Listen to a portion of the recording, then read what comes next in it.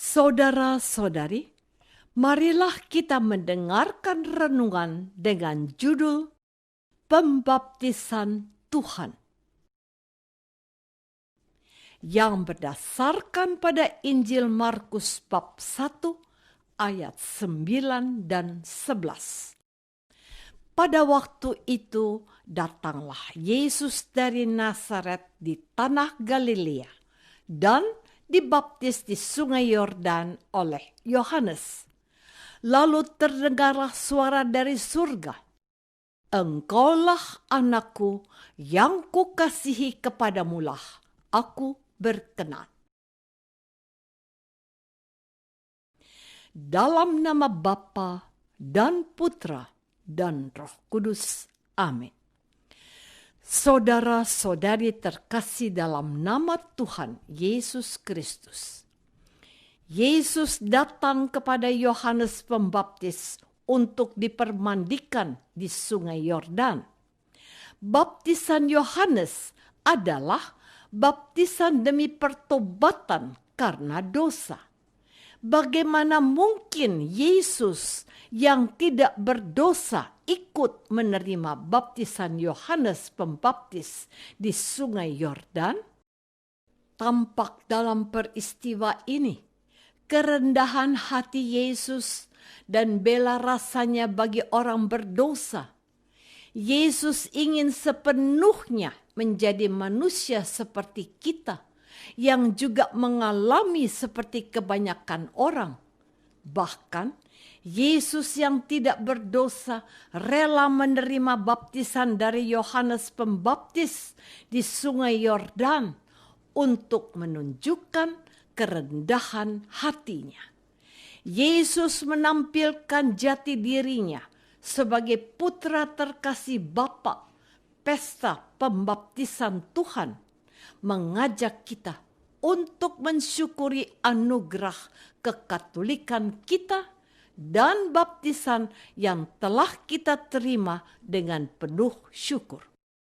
Kita harus bangga dengan baptisan kita karena kita dijadikan anak Allah dan saudara Yesus.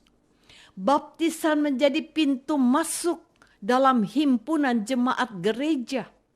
Sukacita, perwahyuan yang kita dengar dari suara Bapa, "Engkaulah anakku yang kukasihi." Pernyataan ini mewartakan cara hidup yang menghargai setiap pribadi dalam bekerja sama, bergaul akrab dengan siapapun dalam sikap saling menghormati.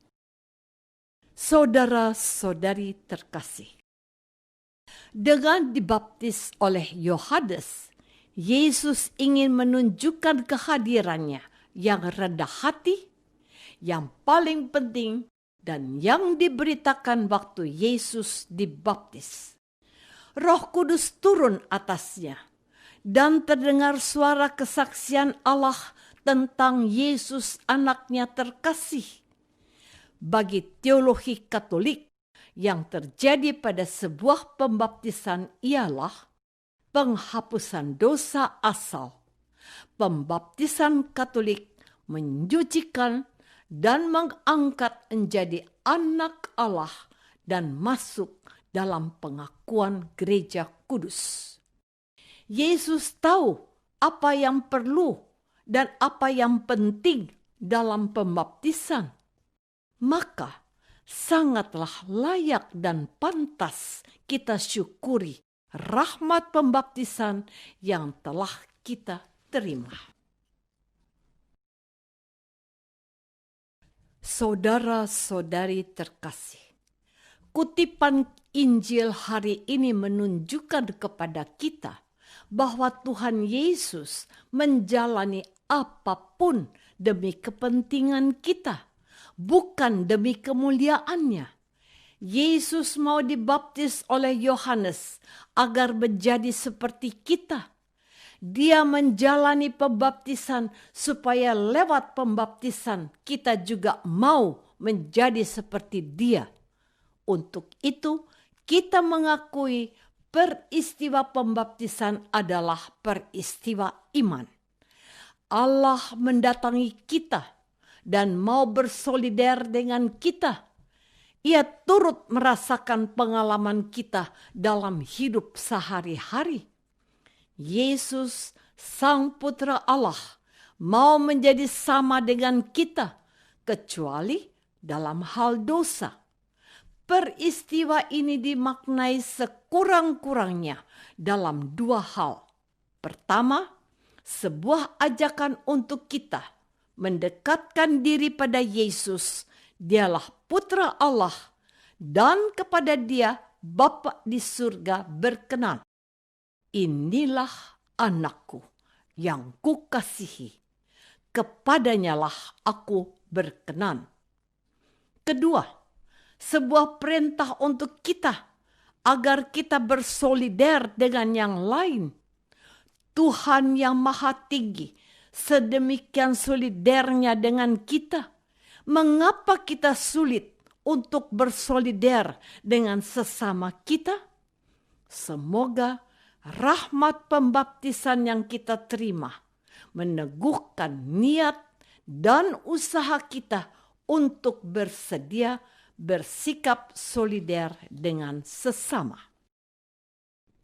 Saudara-saudari terkasih, pembaptisan Tuhan Yesus adalah pelantikannya untuk mulai mewartakan kerajaan Allah. Peristiwa ini terjadi setelah Yesus dibesarkan dan dididik oleh Maria dan Yusuf selama 30 tahun di Nazaret. Sejak dilantik di Sungai Yordan dengan baptisan air dan Roh, Yesus langsung berkarya memilih ke-12 rasul, mengajar, menyembuhkan orang sakit, membangkitkan orang mati disalib, tetapi bangkit kembali pada hari ketiga. Kita pun sudah dibaptis. Ada yang dibaptis setelah melewati masa katekumenat dalam waktu lama dan kurang menyenangkan. Ada pula yang melalui jalan pintas karena berbagai alasan. Ada banyak orang Katolik yang benar-benar mampu hidup berbuat seperti Yesus, namun ada pula orang Katolik pada saat dibaptis dan bertahan hanya beberapa bulan. Apakah firman yang ditabur dalam diri kita ibarat jatuh di pinggir jalan, tanah berbatu, semak duri, tanah subur? Marilah kita berdoa. Tuhan Yesus, ajarilah kami bersikap rendah hati dan mengembangkan bela rasa serta solidaritas dalam kehidupan bersama orang lain, sehingga kami pun layak disebut anak-anak Bapa di surga. Kami mohon, jadikanlah diri dan milik kami berkat bagi sesama, ya Yesus. Doa ini kami persembahkan dalam nama-Mu yang kudus, Tuhan dan penyelamat kami. Amin. Semoga kita semua selalu dinaungi dan dibimbing oleh berkat Allah yang Maha Kuasa, Bapa dan Putra dan Roh Kudus. Amin.